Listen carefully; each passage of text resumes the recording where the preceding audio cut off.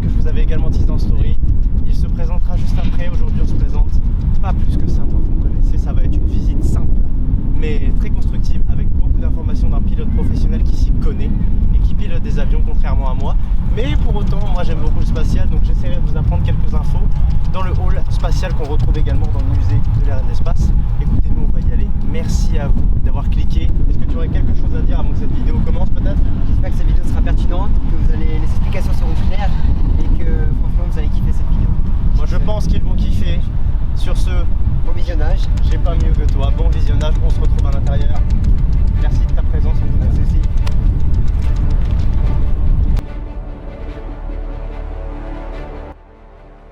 Louis, enchanté. Enchanté.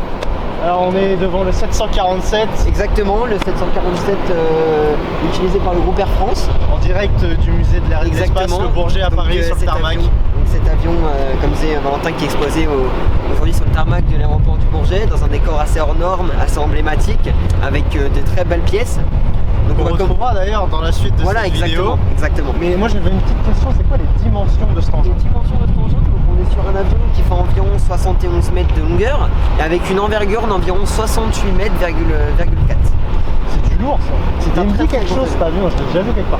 Cet avion est très reconnaissable par rapport à son pont supérieur et son cockpit, justement comme on peut le voir sur le pont supérieur de l'avion, et quelques sièges sur le pont supérieur. Ces sièges sont souvent réservés pour la business class, mais dans la suite de la vidéo, nous allons rentrer dans cet avion. Ah, parce qu'on peut rentrer à l'intérieur. On peut rentrer à l'intérieur et visiter cet avion. Si on attend, on va à l'intérieur. On va à l'intérieur, on y va, c'est parti, je te suis.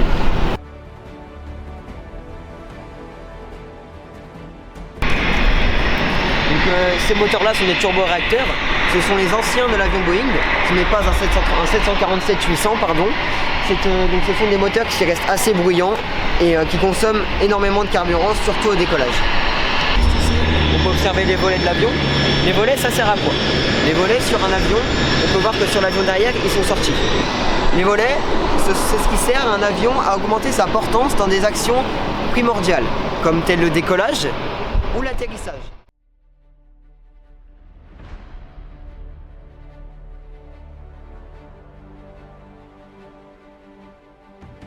Donc, sur cet avion, les deux trains principaux de chaque côté rentrent dans le fuselage et les deux autres se replient. Donc, regardez, on peut le voir ici, ceux de droite et gauche se replient dans le fuselage et les deux ici remontent. Je vous laisse me suivre, nous allons embarquer.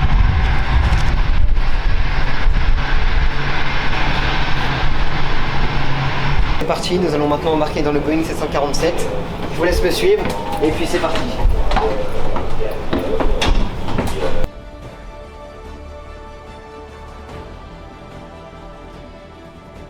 Donc dans cet avion, nous pourrons entendre des voix off qui résument un vol entre Paris et New York. Nous avons visité le cockpit du Star Trek. Nous allons parler maintenant du Boeing 747. Donc voici son plan complet intérieur. Donc le cockpit, comme vous l'évoquez précédemment sur le pont supérieur de l'avion, sa soute électronique, comme on peut voir juste en dessous, son escalier menant au pont supérieur, son réservoir de kérosène, du coup dans les ailes, juste ici, la soute à bagages à l'arrière, nous pourrons même observer une voiture dans la soute, en complément de la cabine.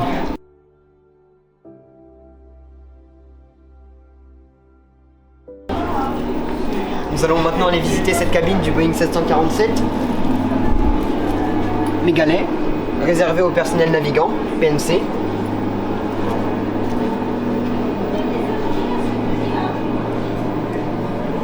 On peut voir qu'il y a vraiment deux galets et tout ça sur plusieurs parties de l'avion. Là-haut, tout ce qui est système de climatisation et système bagage.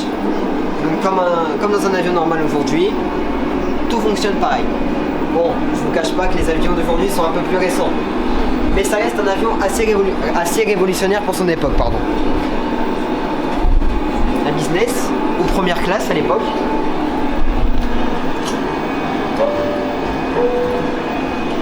Mesdames, Messieurs, messieurs, quelques instants d'attention s'il vous plaît. Nous allons traverser une zone de forte turbulence. Je vous demande de regagner vos sièges et d'attacher votre ceinture. Merci.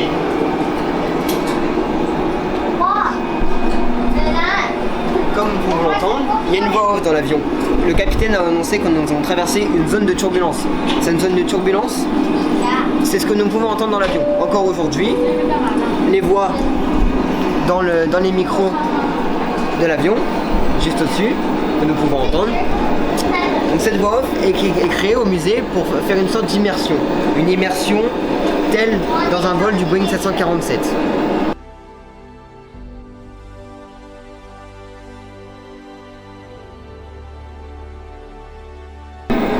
Nous allons maintenant rentrer dans le corps de l'avion. Ce qui l'habille n'est que passé. Maintenant, les toilettes de l'avion. Et voici l'intérieur du décor. Tout ce que les passagers ne voient pas. Les isolations de l'avion. Les bagages en dehors des housses. Je vous laisse observer au plafond la tuyauterie, la climatisation, l'air conditionné, la pressurisation de la cabine aussi qui peut se faire. Ici, nous pouvons aussi voir que les commandes de cet avion, le Boeing 747-128, est équipé par des commandes électriques ou hydrauliques, comme nous pouvons voir sur cette affiche. Je vous invite maintenant à aller voir quelque chose d'assez exceptionnel. Nous allons descendre et vous allez voir quelque chose se cache dans la soute.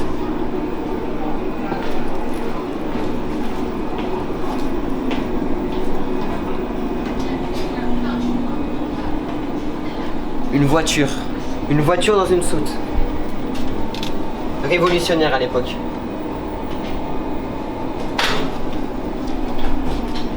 La soute à animaux, donc c'est une soute pressurisée, chauffée et avec de l'oxygène. Pour quelques minutes, maintenant on va aller voir le cockpit, la pièce maître de l'avion. Vous allez voir, c'est quelque chose d'exceptionnel. Un salon dans un avion. Qui l'aurait cru? Le 747 est équipé d'un salon. Je vous laisse regarder derrière. Je vous laisse regarder.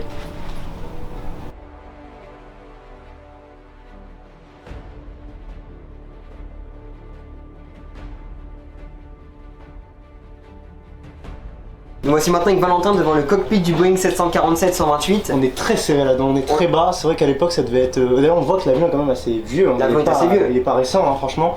Mais c'est vrai qu'on sent tout de suite la différence, même pour le cockpit, on le voit juste ici. Malheureusement, il n'y a pas accès, mais on peut le voir via les caméras. Je vous ferai un plan et des plans de coupe juste après. Mais c'est vrai que oui, l'avion est quand même assez vieux. Assez vieux, oui, c'est un avion assez ancien. Mais pour autant, il a son charme. Il a son charme. Il a son charme. C'est un avion. D'ailleurs, il me fait penser à l'avion du président américain. C'est exactement celui-là, mais c'est le modèle ancien du 747, c'est le petit frère. C'est le même modèle, mais le président américain aujourd'hui possède un 747-800. Et encore, il est amélioré, c'est un avion présidentiel. Et là, je crois que ça nous appelle juste en bas d'ailleurs. Mais c'est vrai que moi, j'aurais eu du mal à l'époque. Hein. Je pense que pilote, c'est pas mon truc, je suis trop grand. J'aurais tapé. Oui. Bah, c'est vrai qu'on vous fera les plans, c'est un cockpit assez petit, mais ça reste quand même un cockpit assez emblématique.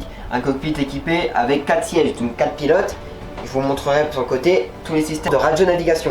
Mais du coup, le confort, il y était pour les pilotes? Alors ce sont un confort quasi parfait. C'est-à-dire que ce sont des sièges un peu canapés pour enchaîner des heures de vol, 8, 9, 10 heures, pour enchaîner des heures de vol. Donc on a le commandant qui se situe à gauche, comme aujourd'hui, qui se possède de 4 galons. Et l'OPL, officier pilote de ligne, avec 3 galons. Bon, ici il n'y a pas de pilote.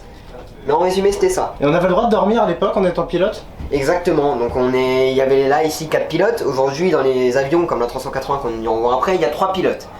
C'est un roulement. Il y a des lits, des chambres, et les pilotes peuvent se reposer ainsi que les personnels navigants. C'est un truc de ouf. C'est bien fait quand même. Et d'année en année, c'est de mieux en mieux. Ça, c'est ouf. On arrive maintenant sur des nouveaux modèles, des nouveaux moteurs. Cet avion est relativement bruyant au décollage, mais c'était révolutionnaire pour l'époque. D'ailleurs, on peut peut-être vous mettre un son de cet avion au décollage? Ça peut être pas mal? On pourra faire ça, ouais. Alors ça donne ça, l'avion de... Là, c'est les combien déjà? J'oublie. 747-128. Un 747-128 au décollage, ça donne ça.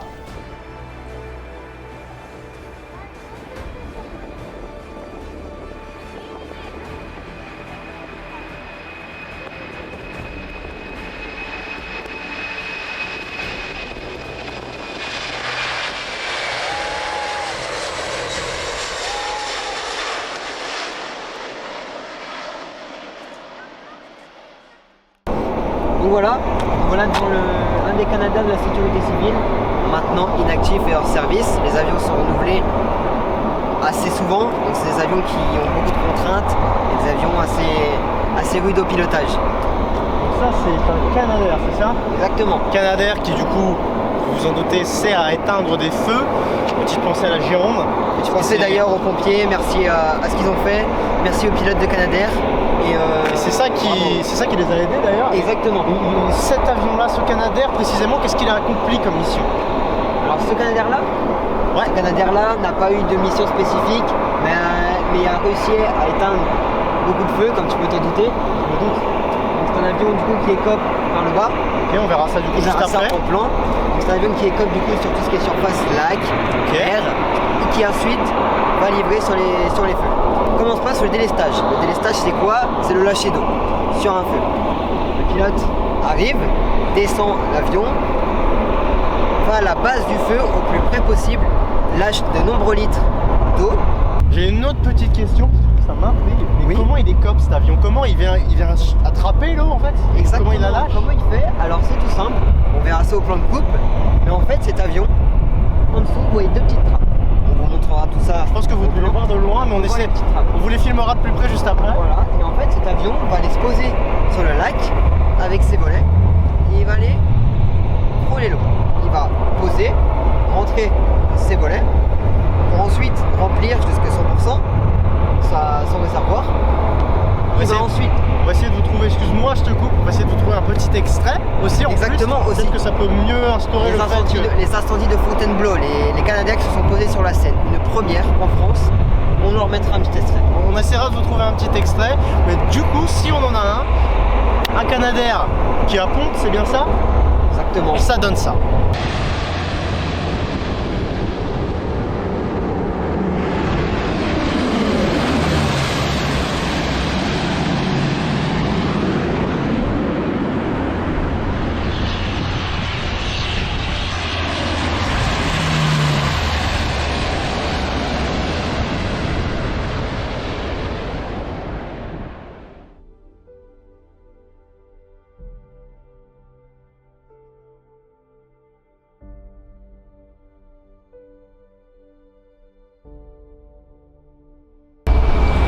Petite particularité sur le Canadair, son train d'atterrissage. On peut le voir, en dessous c'est pour écoper de l'eau.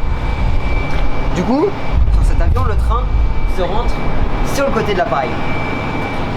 Il n'y a pas de trappe, le bras va se relever, va se replier et la roue va venir se mettre juste au-dessus.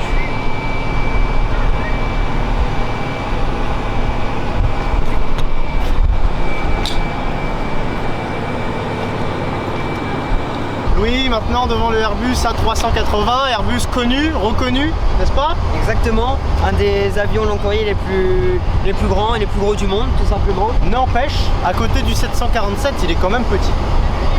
Alors, par contre, je pense qu'on peut pas rentrer. Non, celui-là, malheureusement, n'est pas accessible. Mais, d'expérience, il y a quelques semaines, j'ai eu la chance de monter dans le cockpit de l'Airbus A380. Et qu'est-ce que ça donne? C'est comme dans le 747, c'est la même chose? C'est que des écrans, beaucoup d'analogiques. Et c'est totalement différent que le Boeing 747.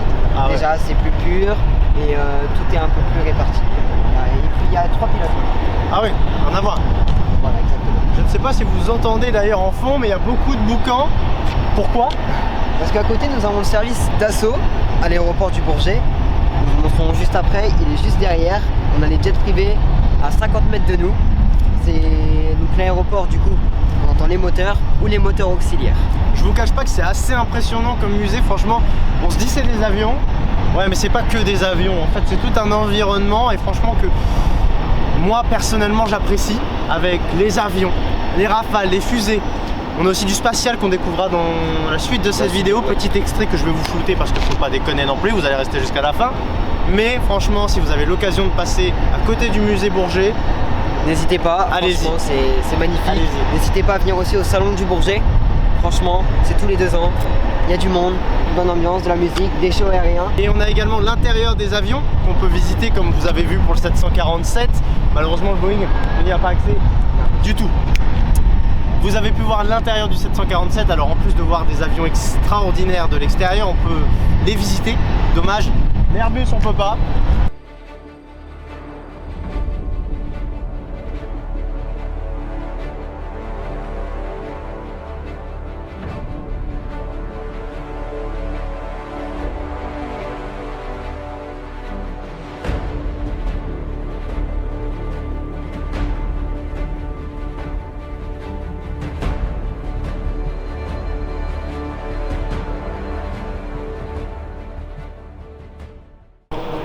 Nous voici maintenant dans le hall de la Seconde Guerre mondiale, des avions, des machines de guerre exceptionnelles. On va commencer par ces avions-là. Je vous laisse, on va faire un tour ensemble. Ici, un Focke-Wulf, avion allemand, avion furtif. C'est un chasseur d'origine allemande. Son premier vol effectué le 1er juin 1939. Arrêterai sur cet avion, les ailes. Je vous laisse regarder.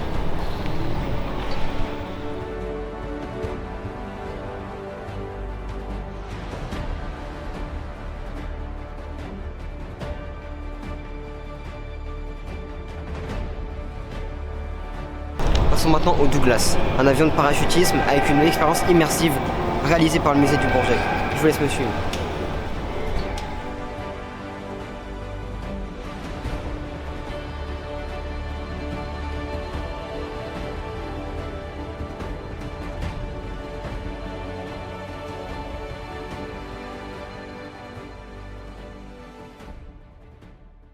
Cet avion possédant 2 moteurs et étoiles en piston est un avion emblématique. Il a réellement servi au débarquement de Normandie. C'est un avion qui a servi au transport de troupes, au transport de marchandises ou encore de ravitaillement. Je vous laisse me suivre, c'est parti pour l'immersion.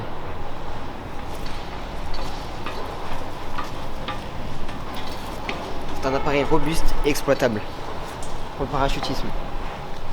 Cet avion a vraiment servi à délivrer la France de l'occupation allemande. Je vous laisse rentrer.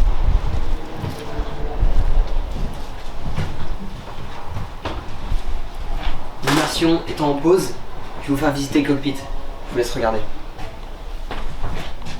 Vous êtes à bord d'un C-47A Skytrain D Dakota. Nous sommes le 5 juin 1944. En Angleterre, il est 23h. Autour de nous, cette nuit, plus de 800 avions comme celui-ci vont décoller d'Angleterre, survoler la Manche et larguer près de 13 500 parachutistes américains de la 82e et 101e division. Attention, serrez-vous, ils sont 18 à monter ici.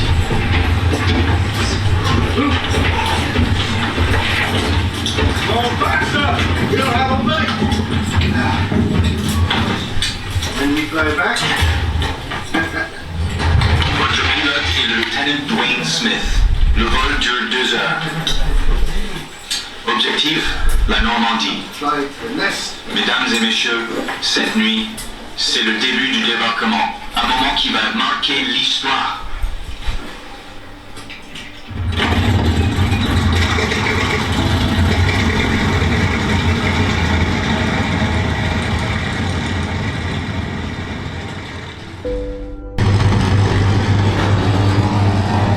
Durant cette immersion, je vais vous laisser observer le cockpit, le plancher et les bruits. Écoutez bien, tout est réaliste, tout est immersif. Bon visionnage.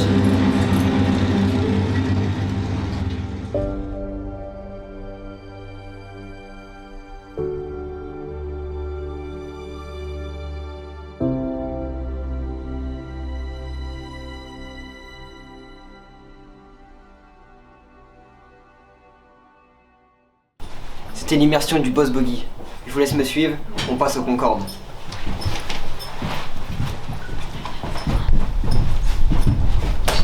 Nous voilà devant la pièce emblématique, Louis. Le Concorde, nommé Sierra Delta. Qui connaît pas cet avion? Qui connaît pas. Qui ne connaît pas cet avion Paris New York en mythique? 3h30. Là, avant, on a vu du gros, mais ça, c'est encore Là, on est sur encore le- mieux. On est sur du mieux là.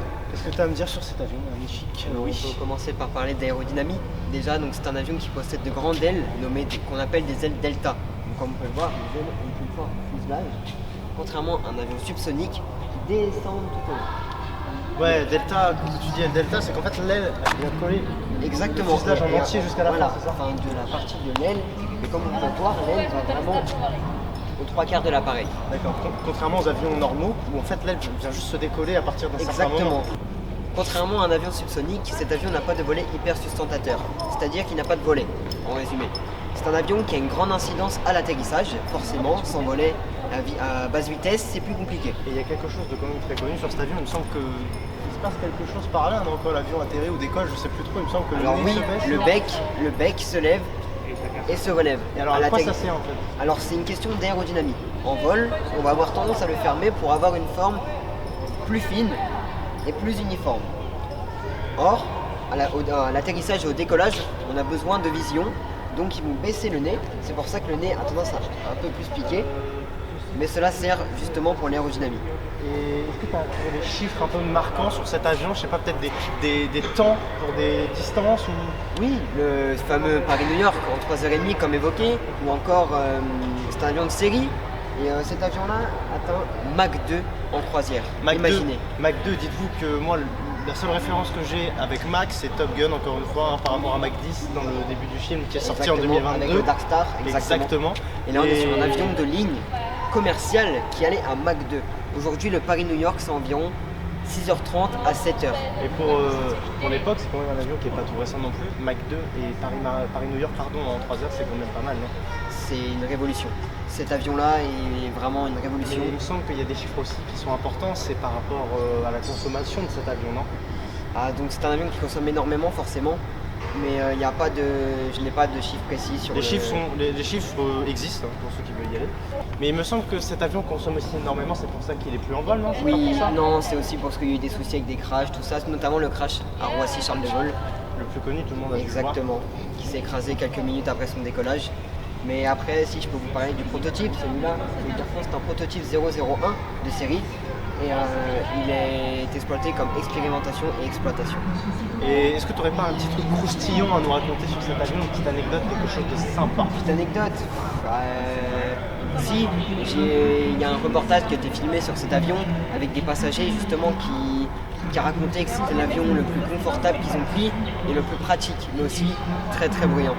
Un avion qui possède des moteurs à post-combustion, bien évidemment. Je vous invite à regarder le reportage, il est sur YouTube. N'hésitez pas.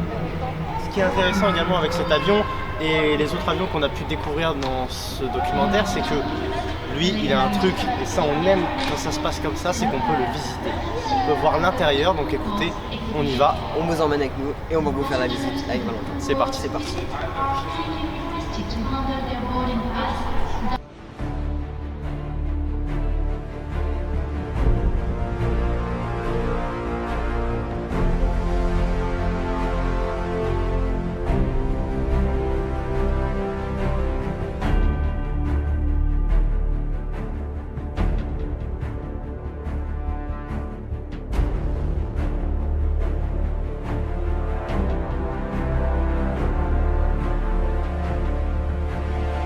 Nous embarquons maintenant dans le deuxième Concorde, Sierra Sierra. Je vous laisse me suivre, c'est un avion qui a effectué son premier vol le 2 mars 1969, exactement le même modèle, volant à Mach 2. Je vous laisse me suivre, vous allez voir à l'intérieur, c'est exceptionnel. Suivez-moi.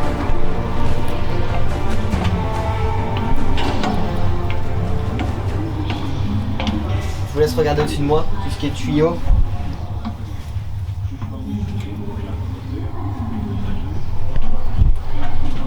Fallait pas être bien grand à l'époque. Ah.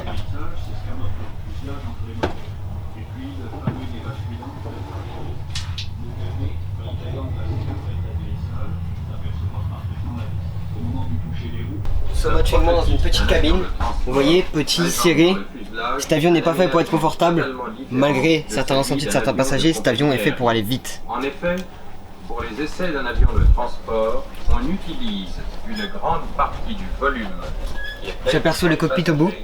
Je vous laisse me suivre, ça va totalement changer du Boeing 747. Je vous laisse admirer. Suivez-moi. Première partie.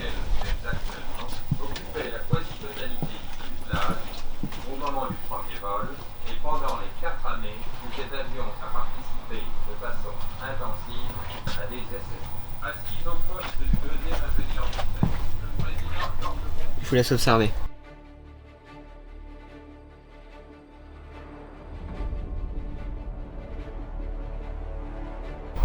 Ces 4 turboréacteurs Olympus 593 sont exceptionnels. Le Mach 2 est atteint en vitesse de croisière très rapidement. Suivez-moi, on va dans celui d'Air France Sierra Delta.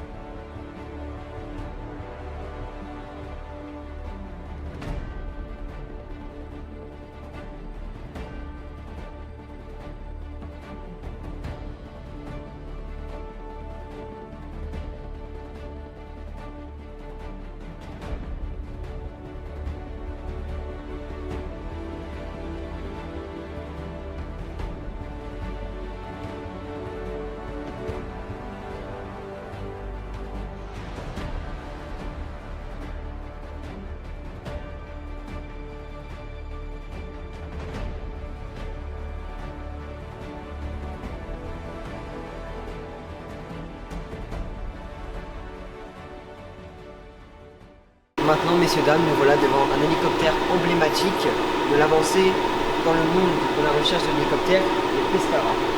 Valentin. Hélicoptère pas vraiment, hein, c'était plus une invention.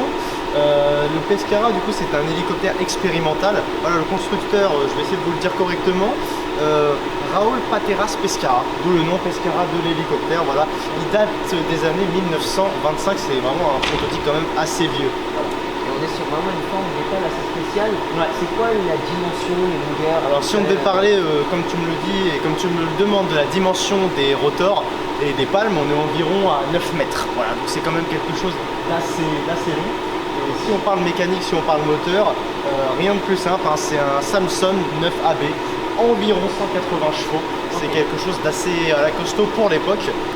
En 1924, quelque chose de quand même très intéressant, cet hélicoptère, ou plutôt ce prototype, arrive à réaliser un vol en ligne droite de 736 mètres, ce qui peut du coup le classer à l'époque de record mondial, car à cette époque-là, vous vous doutez bien, aucun hélicoptère ou aucun engin permettant de se déplacer dans les airs a réussi à faire un vol aussi long et aussi haut. Donc ça le place dans une échelle quand même assez correcte et assez sympathique des anciens hélicoptères, ou plutôt des anciens prototypes d'hélicoptères. Mais vous allez le voir dans la suite de la visite, on va avoir affaire à des hélicoptères plus récents, plus vieux et qui fonctionnent d'une autre manière. On y va? C'est parti. On y va.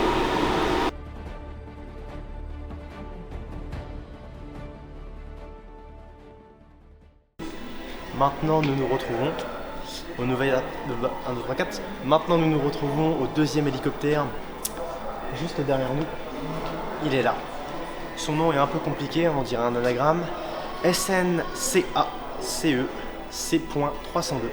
Écrit juste derrière. On dirait un code Wi-Fi, je vous l'accorde. Mais cet hélicoptère est également vieux. C'est pas un hélicoptère qui est très jeune. Il se rapproche de celui qui est en bas étant donné qu'il a à peu près le même moteur. Hein. On est sur un Samson 9NE mais cette fois 175 chevaux, hein, un peu plus gros. On remarquera que les pales sont également aussi longues que celui d'en bas. Sa vitesse, c'est important, 160 km/h. Cet hélicoptère pouvait monter à 160 km/h. C'est quand même pas mal quand on sait qu'il a été construit et que son premier vol était en 1940. Ok. Eh oui. Franchement, un très bel hélicoptère, comme on peut le voir ici. Exactement. Dis-moi une petite question, son plafond. Son plafond et... Cet hélicoptère pouvait voler à 3000 pieds. 3000 pieds? 3000 mètres. Ok, ne pas faire de nuance, 3000 mètres, c'est ça? 3000 mètres. Parfait. La différence avec les pieds, je te laisserai l'expliquer si tu saurais me l'expliquer. On a un système maîtrise qu'on appelle en aéronautique un système de pieds, c'est-à-dire qu'on a un pied est égal à 0,352 mètres, si je dis pas de bêtises. Pour un hélicoptère de 1940, 3000 mètres de haut, c'est pas mal. Franchement, c'est pas mal. Et il en a connu pas mal des aventures, cet hélicoptère. Excuse-moi, je te coupe. Vas-y. T'aurais une anecdote à nous raconter sur cet avion? Alors, il y a beaucoup d'anecdotes. Vous savez qu'il y a beaucoup d'hélicoptères dans ce hall des hélicoptères au musée du Bourget. Qui ont déjà servi, je ne tiens à préciser. Voilà, je vais pas vous faire l'explication de tous les hélicoptères, mais il y en a beaucoup. Il y en a même un de la gendarmerie. Mais celui-ci, l'anecdote qui lui donne quelque chose de particulier, c'est qu'il n'y en a que 2 au monde. Celui-là? Il n'y en a que 2. Wow. Et celui-ci que vous avez sous vos yeux, mesdames et messieurs, c'est le deuxième. Voilà. Il a réellement servi et il est réellement affiché et exposé au musée de l'air et de l'espace au Bourget à Paris. Et ça, c'est quelque chose qui est quand même assez fou, parce que 2 dans le monde, si je dis pas de bêtises, c'est quand même quelque chose d'assez ouf.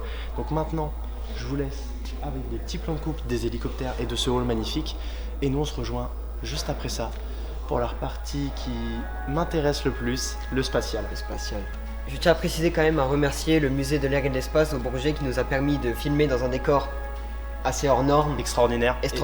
Épique. Enfin bref, tous les mots qui sont durs à expliquer, mais qui ici prennent tout de suite un sens. Exactement. Voilà. On remercie en tout cas vraiment le musée de l'air et de l'espace de nous avoir accueillis aujourd'hui et d'avoir prévenu toutes leurs équipes de notre venue. Voilà. Et franchement, un grand merci à eux. C'est une expérience et c'est également quelque chose qu'on partage ensemble et qu'on partage avec vous. Exactement. Et j'espère que d'ailleurs ce rendu final vous plaira. C'est la première vidéo qui lance le documentaire et qui lance plutôt la série de vidéos documentaires.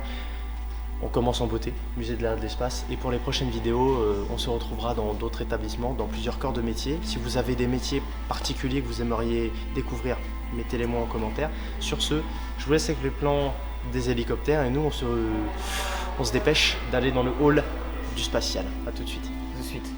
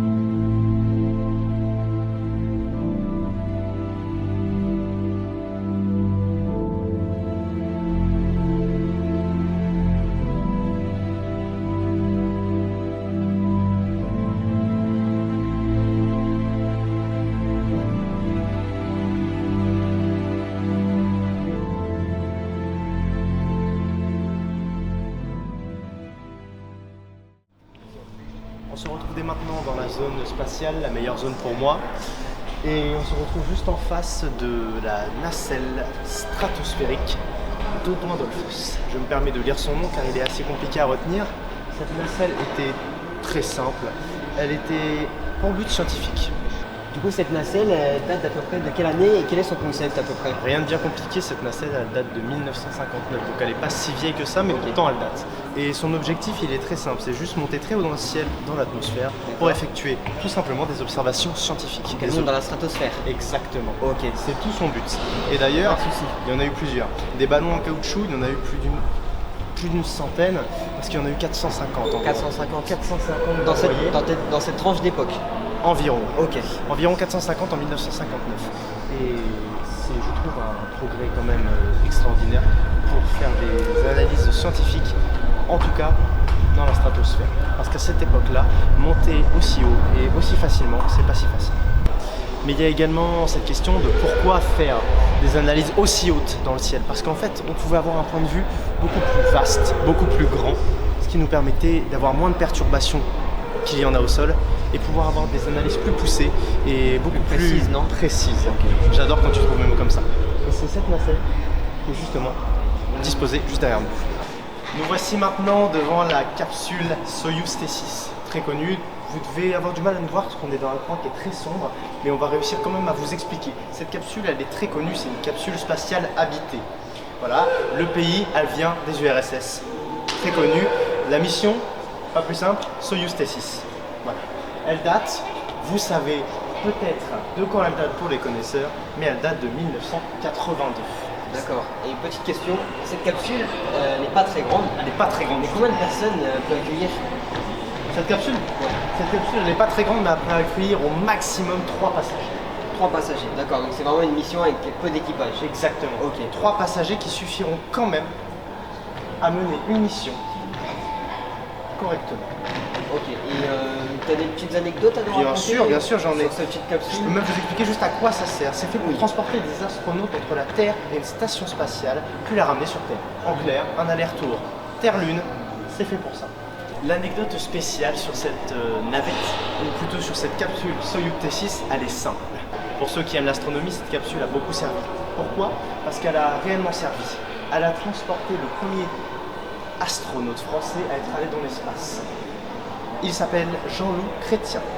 Le premier français, comme je vous l'ai dit, à être allé dans l'espace. Il a décollé le 24 juin 1982 pour rejoindre la station soviétique Soyuz 7 pour revenir sur Terre le 2 juillet. Suivant. D'accord, donc cette capsule a réellement servi. Et dans son état pur, donc elle est revenue de l'espace. Exactement, c'est ça qui a réellement servi. Et c'est ça qui est beau ici, c'est qu'en fait cette capsule, elle n'est pas là en décoration, c'est pas refait, c'est pas du faux, elle a réellement servi et elle a réellement emmené un astronaute français dans l'espace. En tout cas, elle lui a fait faire un aller-retour. Heureusement, Jean-Loup est rentré en 1982 car à cette époque, tous les engins spatiaux ne sont pas si avancés que ceux d'aujourd'hui. Mais pour un vaisseau, plutôt une capsule de 1982, son état est encore incroyable. On va maintenant passer à d'autres pièces du sujet. Oui. On se rejoint dehors. Voilà. Le moment tant attendu, la pièce maîtresse de ce musée, en tout cas pour ma part. Ariane 5, juste derrière nous. Juste ici, qui est malheureusement un peu caché par le bâtiment. Ariane 1. Ce sont de magnifiques fusées. Non, lanceur spatial. Petite différence. Premier lancement, en tout cas pour Ariane 1, s'est effectué en 1979. Parlons un peu statistique maintenant. Bien sûr, sans problème. Devant ces fusées, quelle est leur hauteur et le poids de Ariane 1? Alors je peux vous le dire sans problème. Ariane 1, ce monstre d'acier, en tout cas je suppose que c'est d'acier, pèse 23 tonnes. 23 tonnes pour 53 mètres de haut.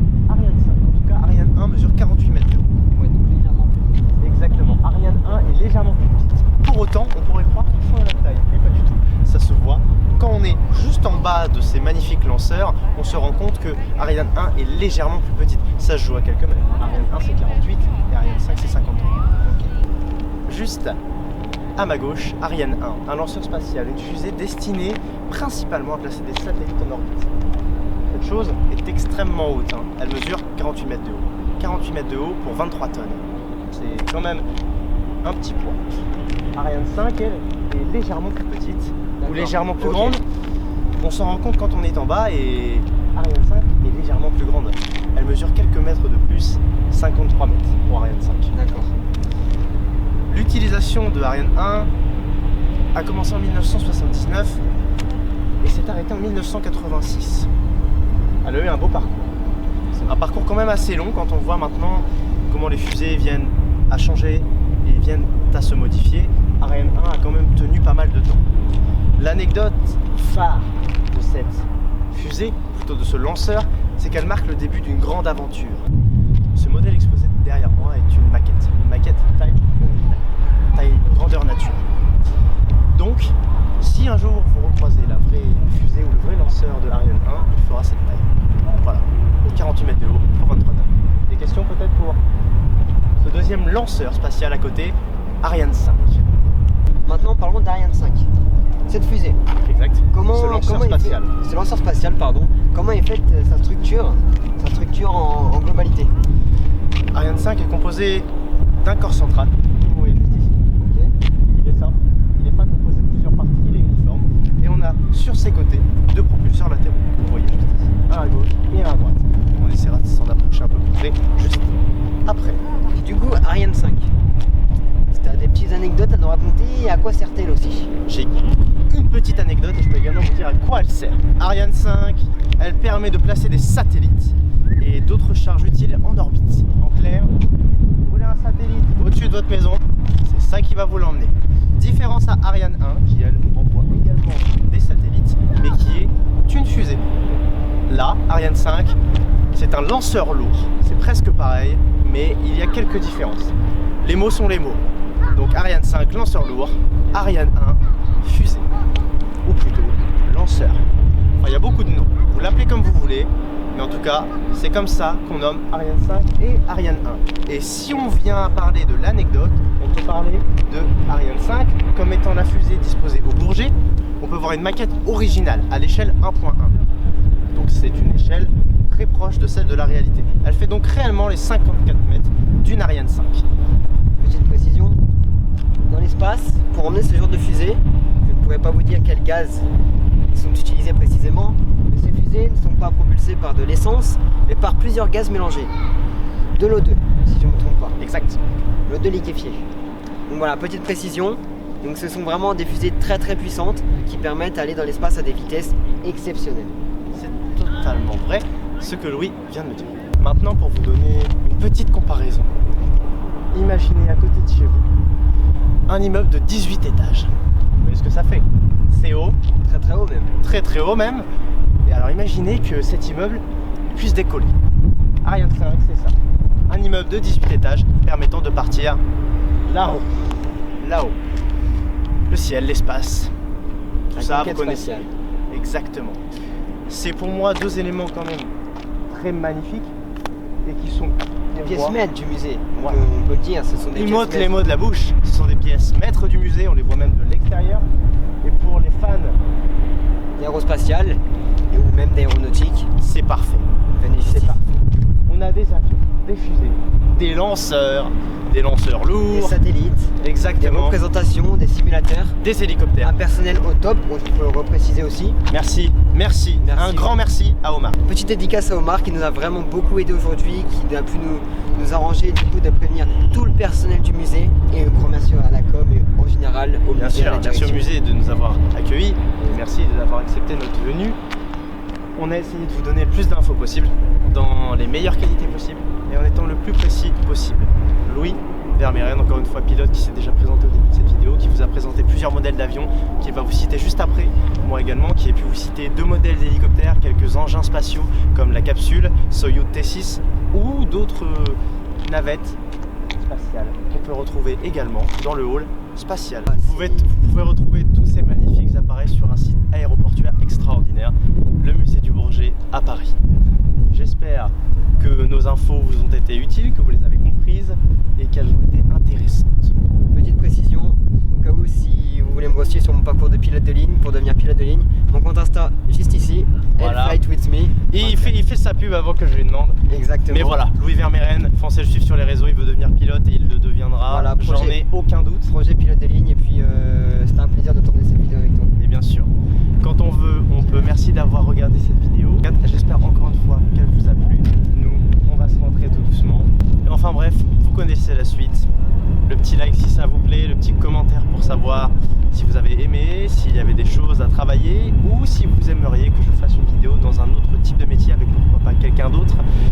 Et je pense que pour commencer cette série de documentaires, on l'a commencé en beauté. Merci Louis Vermeeren. Avec plaisir. C'était un plaisir de faire cette vidéo avec toi. Merci encore une fois, même si on l'a dit beaucoup trop de fois. Au musée du Bourget, sincèrement, c'est un espace assez compliqué, et quand même grâce à eux, on a réussi à tourner je pense une belle vidéo. C'est un espace qui est compliqué à avoir et surtout un espace compliqué d'accès. Et on a pu rentrer avec nos caméras, notre matériel pour pouvoir faire ce documentaire. Il n'était pas autorisé de base, je tiens à le préciser. Exactement. Merci et qui beaucoup à a la été sécurité. réalisé dans les meilleures conditions possibles, Voilà. que ce soit pour les explications ou pour la réalisation. Donc j'espère que ça vous a plu. Et puis écoutez, abonnez-vous et on se retrouve pour une prochaine et pour de prochaines vidéos. Ciao ciao.